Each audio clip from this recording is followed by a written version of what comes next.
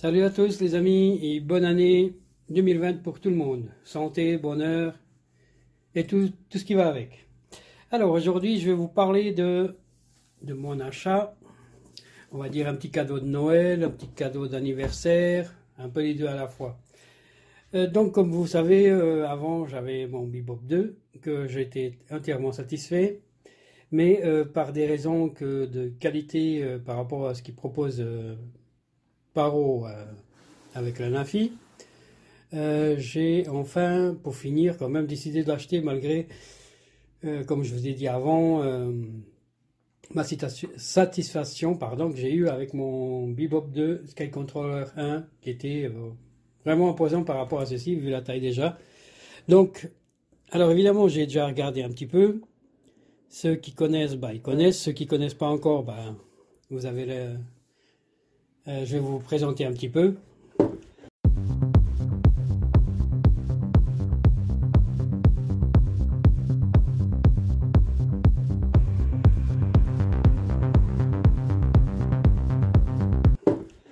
Donc ici, ça ne fait pas partie. C'est mon chargeur pour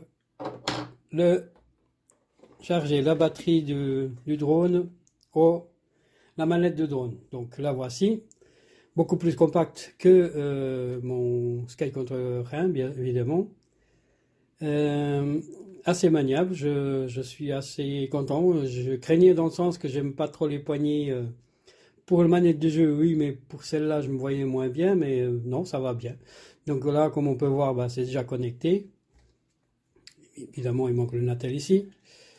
Et ça se ferme comme ça. Bon, celui que je dirais, si je peux me permettre un petit peu râler, pourquoi ils n'ont pas mis l'emballage qu'il y a avec la télécommande. Mais bon, allez, continuons. Donc ici, elle est fournie donc avec un câble comme ça, qu'on peut brancher à un téléphone comme le mien, par exemple S9. C'est possible de charger, qu'on doit adapter de toute façon à la télécommande et puis au Natel.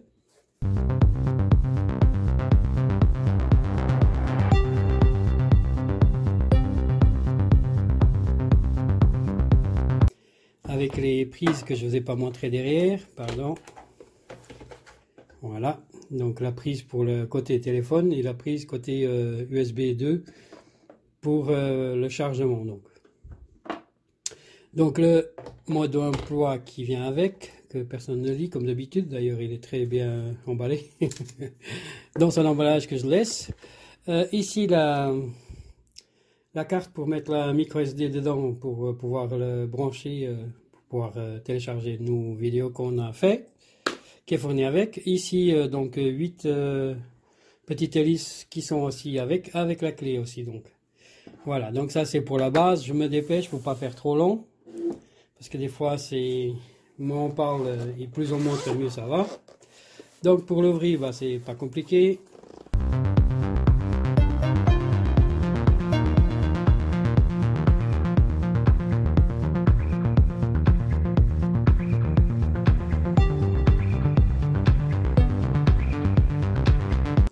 Très joli emballage avec les placements pour les hélices comme on peut voir là. Hop, voilà, on va le prendre et la taille n'est pas vraiment très grande hein, quand on regarde. Bon, j'ai pas les mains de Bigfoot, mais vous voyez, ça va bien dessus. C'est assez bien, c'est compact. Et par rapport au Bebop 2, forcément, la taille elle change aussi déjà. Même avec les bras ouvert. Donc voilà, donc là il est quasi prêt à voler, pardon, à part le petit capuchon là de protection de la lunette. Voilà, donc là je vais juste l'allumer un petit coup pour que vous donner une idée. Donc comme je vous ai dit au départ, il n'est pas entièrement chargé les deux, mais c'est ce qu'il conseille de faire. C'est ce que j'ai fait. J'ai déjà fait un ou deux petits vols.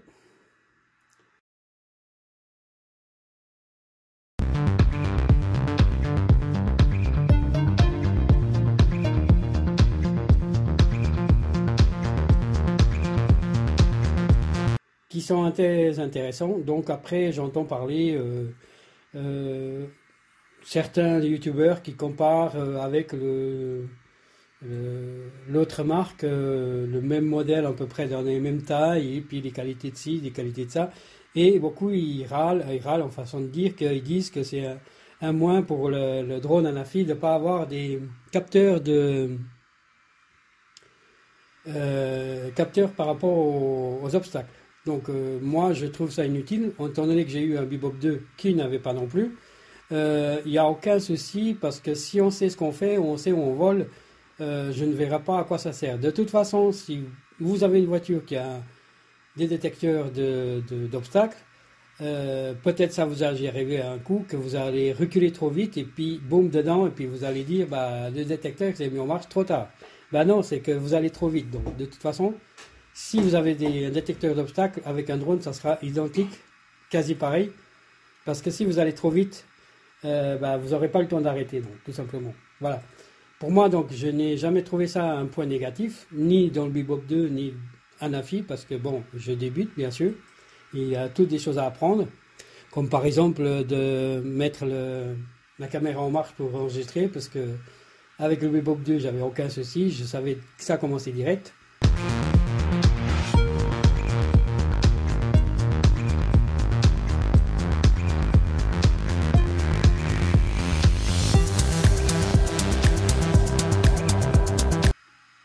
Je dirais, voilà, un petit point négatif voilà, sur Anafi par exemple, c'est que avant avec le Bebop 2, je pouvais filmer, continuer à enregistrer et en même temps photographier. Ici, bah, je dois changer.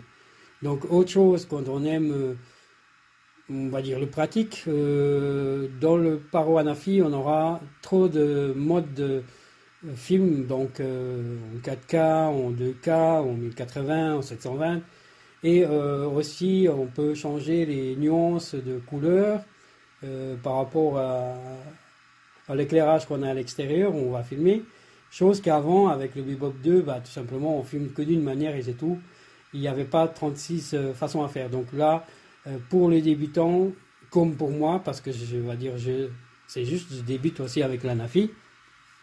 Il y a des petits détails que je dois apprendre. Donc une batterie, la première fois, elle est vite partie avec les tests des choses qu'ils nous offrent. Le Dolby, le fameux Dolby que j'ai bien essayé, puis que j'ai essayé des autres, le monter en tournant et d'autres effets que bêtement, bah, par exemple, j'ai pas compris, puis j'avais pas filmé. Donc, quand je veux voir tranquillement à la maison, j'ai remarqué que en fait, que ça n'a pas enregistré, quoi. Donc, c'est des petits détails qu'il faut que j'apprenne encore. Donc, voilà. Sinon, autrement, bah, je trouve bien sa fluidité au niveau du vol, c'est assez sympa. Et, au niveau vent, j'ai pas testé les 50 km/h parce que je ne trouve aucune idée ni valeur à le faire. J'ai pas envie de casser mon drone, tout simplement. Et sinon, autrement, ça va très bien, quoi. J'ai effectué 3 vols en tout, je suis entièrement satisfait. Et j'ai hâte de pouvoir continuer à faire des bons vols avec ça. Voilà, c'est tout ce que je voulais dire. Je rajoute un petit peu quelques images que j'ai filmées la toute première fois, à part celles qui n'ont pas été enregistrées, évidemment, parce qu'il y en a eu des bons minutes que je n'ai pas été enregistrées. Donc, pour moi, je mets un pouce bleu chez Paro. Et à tous ceux qui décident d'acheter un drone Paro Anafi au Bebop, je vous conseille, il n'y a pas de souci, c'est des très bonnes machines qui vont très bien. Voilà, c'est tout ce que je voulais dire. Alors je vous dis à tout bientôt et puis on verra dans quel domaine je vais parler pour ma prochaine vidéo. Allez, ciao ciao, bye bye, merci.